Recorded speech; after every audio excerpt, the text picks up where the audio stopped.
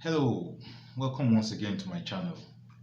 So today I'd like us to talk about the impression, the footprints of European imperialism on the psyche of Africans. Okay, so it is no longer news that Africa has been under invasion for over 3,700 years, beginning with the Hyksos invasion in 1700 BC, and then the Persian invasion in 525 BC, and then the Greek invasion in 332 BC, led by Alexander. Alexander the Macedonian barbarian, whom some would love to call Alexander the Great. As for me, whenever I hear Alexander the Great, I always ask, from whose perspective was he great? Because the man had a habit of invading nations unprovoked, just to fulfill his father's ambition of conquering the whole world. You know, his father, Philip of Macedonia, had a dream, he had a plan to conquer the whole world. And just before he could actualize his dreams, he was assassinated by one of his generals. And then his son, Alexander, took over. And the rest, as they say, is history. So the Greeks would rule until 30 BC. And then the Romans would overthrow the Greeks. And then the Romans would rule for 600 years. And then in 640 AD, the Arabs would overthrow the Romans. And so today is not like the invasion has stopped. No, it's just the dimension of the invasion that has changed these days. Okay, so the invasion of the last 500 years has been the most brutal to the African and the most beneficial to the European. Okay, so 400 years of slavery and rape, and then 100 years of colonialism, and then neo-colonialism following right after. Now, all of this subconsciously transmigrates into the DNA of the African and manifests itself as the social ills that we demonstrate against each other every day. You can't abuse the people all these years and then turn around and expect them to behave normal. It doesn't work that way. Now, the major thing that we lost as a result of this invasion is the destruction of the belief in Africa, the destruction of the self-confidence of the African, the destruction of the concept of nation management that we had. The African doesn't believe today that he can rise from the back doors of the world society, and rub shoulders with the Asian giants, with the European giants. He doesn't believe that he can take the driver's seat. Folks, that belief is not there. And this is so by design. There is a subliminal program of Anglophilia in place. Subliminal, by the way, is the subconscious acquisition of someone's agenda. And this agenda is usually for a clandestine purpose. Anglophilia, on the other hand, is the subconscious habit of liking, of respecting and admiring the people of England and their culture over and above your people and your culture. It is the subconscious habit of looking up to the European for leadership, the European and his culture for leadership. Okay, so there is a subliminal program of Anglophilia, and this program is designed to control the way we think. It is deeply entrenched in the minds of our people, and because it is deeply entrenched, it is a very powerful program, folks. Very powerful indeed. To control the way we see ourselves and to control the way we see the European, so that when we see somebody of European ethnicity, we think we have seen God's relatives. We have a high regard for them. We even give up the right of the pavement to them. I love the way Kataji Woodson puts it in his book, The Miseducation of the Negro. He says that if you control a person's thinking, you don't have to worry about their actions. For their actions will fall in line. You don't have to tell them to stand here or stand there, for they will find their rightful place and stand in it. A person who has been miseducated does not have to be ordered to the back door of the society, for they will go without being told. Okay? Because their very nature will demand one. And where there is no back door of the society, their very nature will demand a back door. Because the miseducation has made it necessary. So the institution of European imperialism has social scientists and social engineers that work full-time for the CIA, the NSA, and other US government agencies. And their entire job responsibility is to sit back and create strategies and implement programs to manipulate the minds of our people, so that through psycho-engineering, even when the African feels bad and feels angered, enraged about slavery and colonialism and sees the European as his oppressor, he still sees him as his savior. Because right from when he was a child and too little to think for himself, he had been inundated with motion pictures and still images that tells him that the European is his savior.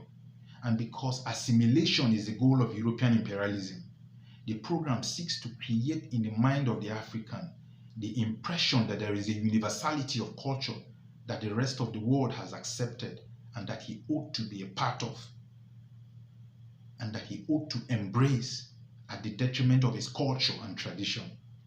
So the West is trying to create a one-world media, a one-world health system, a one-world educational system, a one-world entertainment, a one-world government. And because the shaping of education, the shaping of the society and the shaping of human behavior is the goal of education, they have come up with this thing called the Global Education Monitoring Report to ensure that what is being taught in schools around the world is in line with their program of world domination and mind control. Okay. Is it now surprising that the majority of our people operate from within the parameters of European perspectives? No, it is because we've been given European ideological parameters to live by. So we become like coconuts. We are black on the outside and white on the inside. And by white on the inside, I mean we think European. So we become Negropians. We become Anglophiliacs. Okay? Imitators of other cultures. A people more powerful than you want to enforce their culture on you. They want to impose their culture on you. They have the power to make their culture appear more reasonable, more appealing to you. I love the way this brilliant scholar, Professor Wade Nobles, puts it. He says, the essence of power is the ability to define someone else's reality and make them live according to the definition as though they chose it for themselves. Our definition of success, our concept of history, our concept of geography, our standards of beauty have all been instilled in our minds by a white supremacist culture. A culture that has brainwashed us into believing that the less melanin you have, the more attractive you are. So highly melanated African brothers and sisters have been made to feel less of themselves, less attractive. And so there is a war against the melanin. There is a battle. And we Africans have become willing participants in our own destruction, participants in the destruction of the melanin. So for highly melanated African brothers who look into the mirror and they don't like what they see, they don't like what they think is an ugly black face, so they are determined to bring a child into this world that doesn't look anything like them. They are determined to bring a child into this world who is light-skinned, because they think that being light-skinned is proximate to whiteness. And so they begin to desire a light-skinned woman. And the African woman, having studied the African man, has come to the conclusion that if she doesn't have a European veneer to her looks, the African man is not interested. If she doesn't have a European skin tone, a European hair, the African man is not interested. And we wonder why skin bleaching is rife in Africa, or skin toning as they call it.